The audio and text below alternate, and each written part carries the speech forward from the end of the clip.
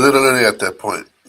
We're literally at that point where we need to review the financial picture for personal finance and what does it look like for those who have been unbanked for so long, and is this opening a door, a new window, a new avenue for people to engage in the future of finance, especially with crypto um, and gaming and other platforms where it can become so easy to make exchanges um, that we don't do the basics for some of our people who have basic financial needs that banks aren't meeting. Banks aren't meeting. Um, if you don't have a bank account and cashing a check, what does that look like today?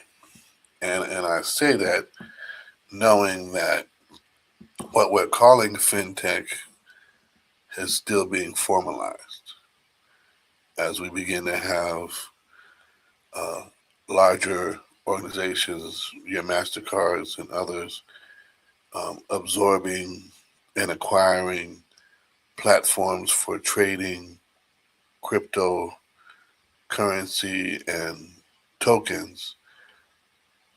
Now it begins to look a little different as the quote unquote big boys, big banks get in the game. But fintech still, as an era, as an industry, is still where we need to look for the future. Why do I say this? Why do I say this? Look at this. Look at the numbers themselves. The numbers themselves say it, that with nearly 19 million unbanked customers out there, you could fulfill the promise of fintech with nearly 19 million unbanked customers out there. You could fill the gap and overtake what banking centers do not provide. And think about it. Do the basics and add an element of customer service with interactive financial education. And I believe fintechs could outpace your standard banks within 10 years. Within 10 years. SoFi. SoFi is doing great as a provider. Customer interaction.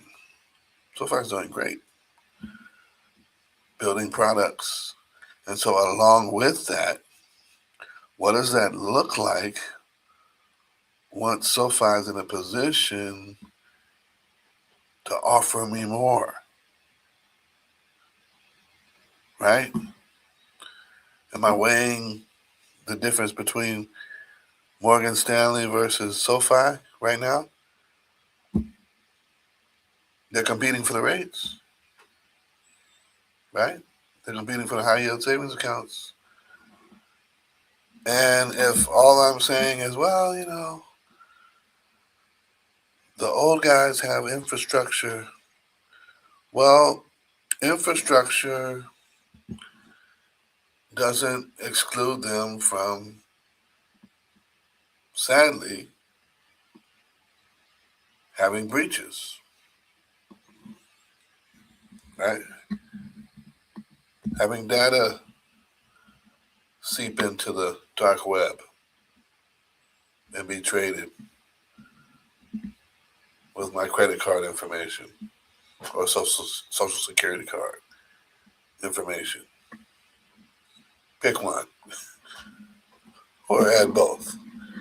So with the element of customer service, an element of financial education, boom, financial literacy, Fintech could sweep this thing up because there's money left on the table.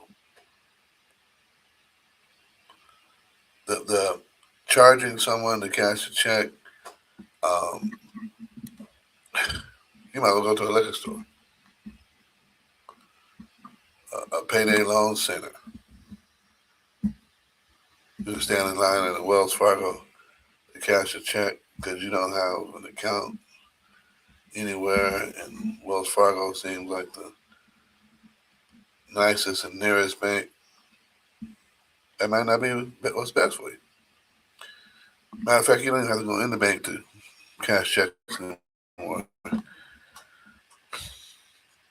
The technology says that. It shows us you can deposit if you have a bank account, and that's what we need to help people out.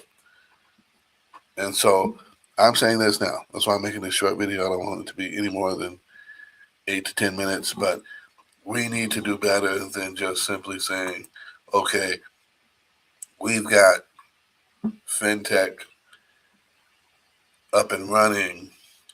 We need to do better and say, okay, now that we have Fintech options out here up and running, what are we going to do in order to make it to where those who have not been in the banking system, right, can join in, participate, get the benefits and the perks from it, grow, and then within that, extend the work to break the cycle of poverty. That's a lot to be done. But if we're saying fintech is the future, let's act like it. Let's act like it. And when we act like it, we're going to determine how we utilize it. And if we're not doing quick .com sellouts, but we're strategic in positioning and disruption of an industry, then the takeover is not a mystery. The takeover is part of the plan. It's part of the goal. It's part of the intent. And so that's where we can see the future being in fintech. God bless.